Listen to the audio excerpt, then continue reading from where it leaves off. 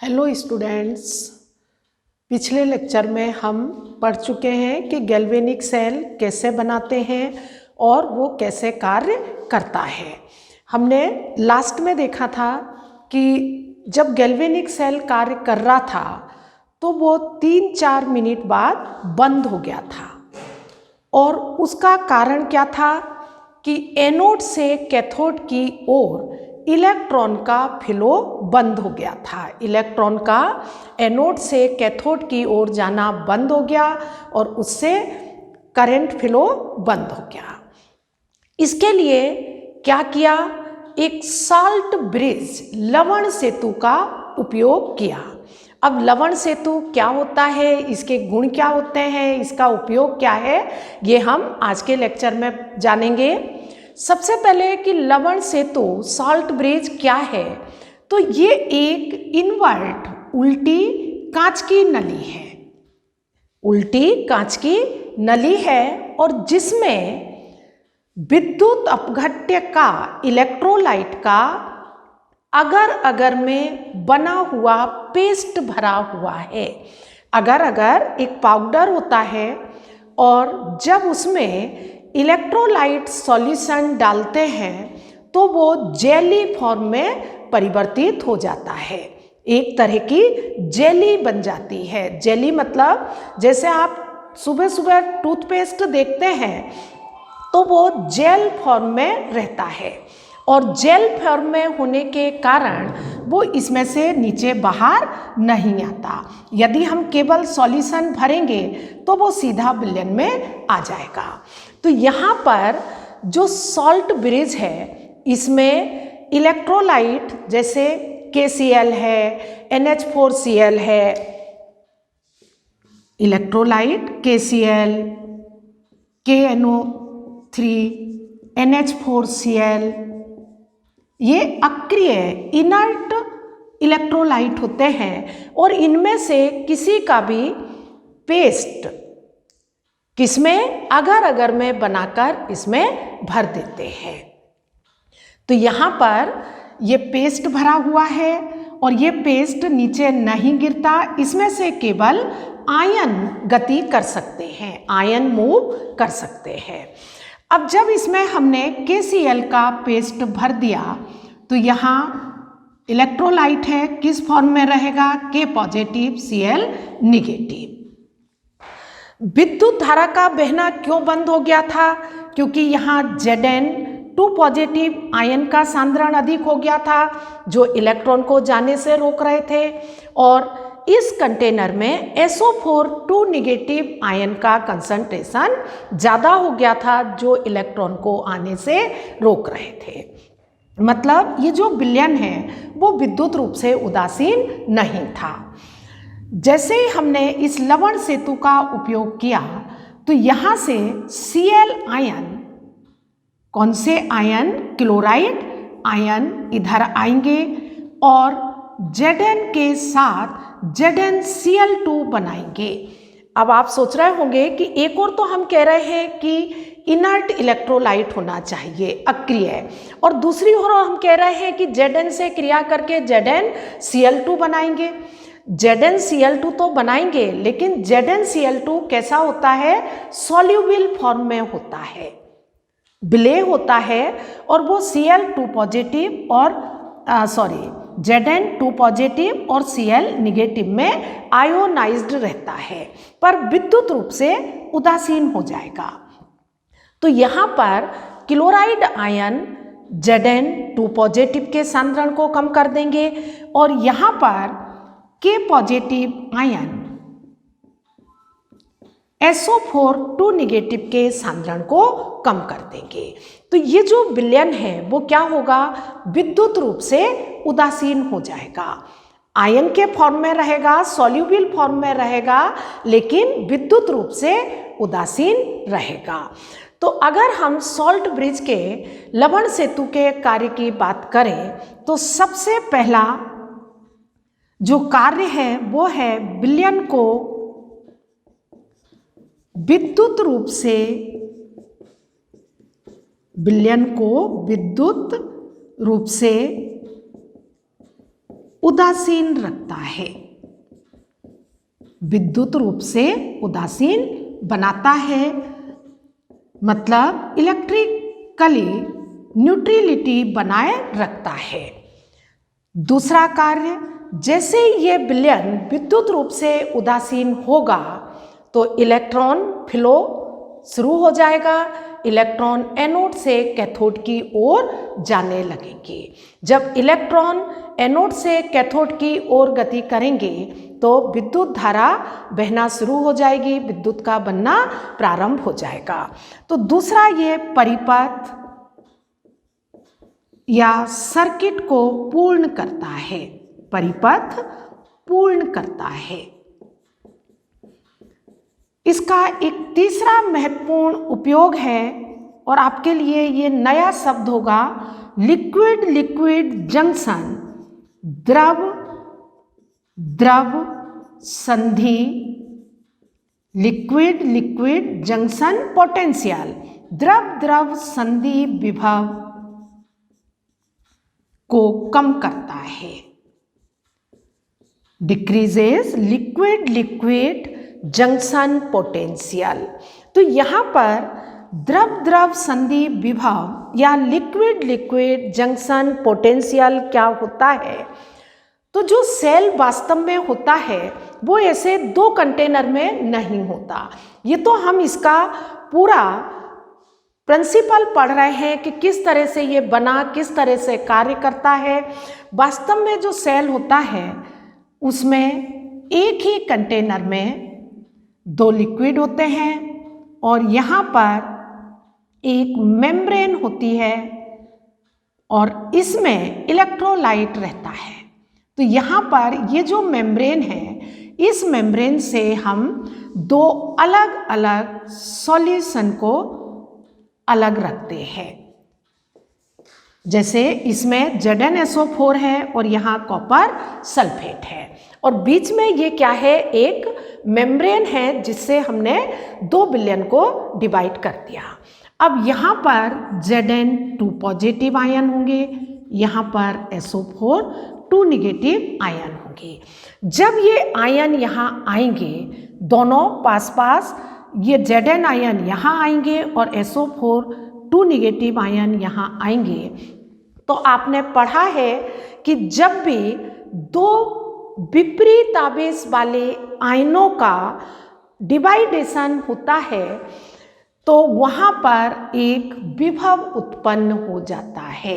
जब भी दो अपोजिट चार्ज वाले आयन इस तरह से पास पास रहते हैं तो वहाँ पर एक क्या होता है, विभव उत्पन्न हो जाता है, एक पोटेंशियल उत्पन्न हो जाता है और इसी विभव को हम कहते हैं द्रव द्रव संधि विभव, लिक्विड लिक्विड जंक्शन पोटेंशियल।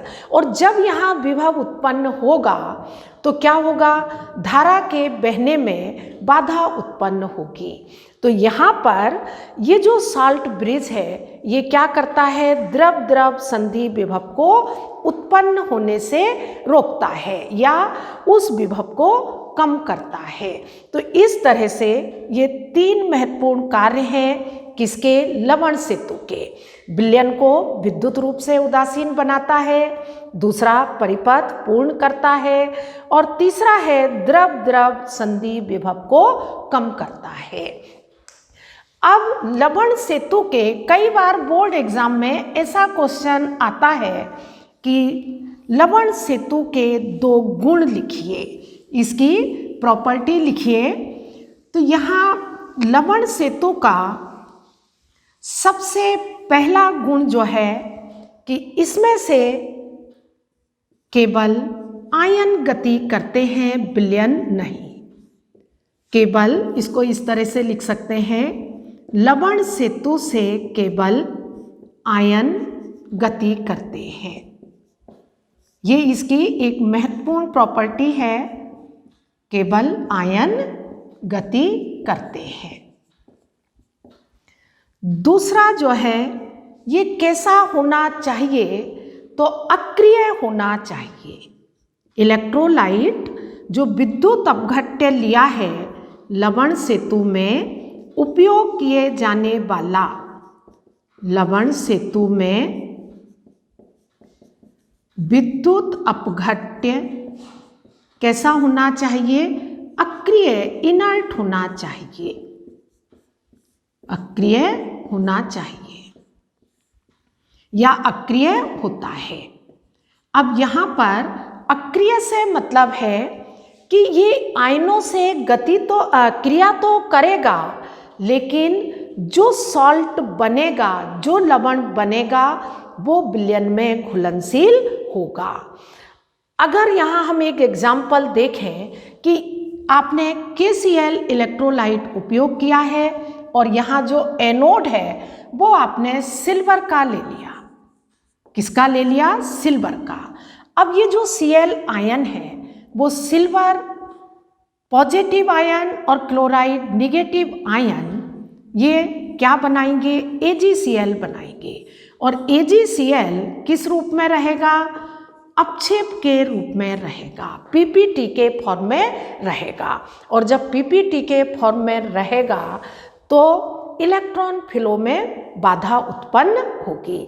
तो यहाँ जो इलेक्ट्रोलाइट उपयोग कर रहे हैं वो विलयन में PPT ना बनाए, मतलब इस रूप से, इस तरह से अक्रिय हो कि विलयन में उपस्थित आयन के साथ क्रिया करके अपक्षेप ना बनाए। तो यहाँ हमें ध्यान रखना है कि अपक्षेप या PPT ना बने, विलयन में क्या ना बने? PPT या अपक्षेप ना बने। और तीसरा जो गुण है इसका वो है कि ये जो K और Cl आयन है, मतलब कैटायन और एनायन, दोनों का आकार लगभग बराबर हो। कैटायन मतलब धन आयन, कैटायन व एनायन का आकार एग्जैक्ट तो बराबर नहीं होगा पर लगभग बराबर हो। क्यों हो लगभग बराबर? मतलब जिस स्पीड से कैटायन गति करें उसी स्पीड से एनायन भी गति करें, तो लगभग एक निश्चित समय में दोनों विलयन उदासीन हो जाएंगे। तो यहाँ ध्यान ये रखना है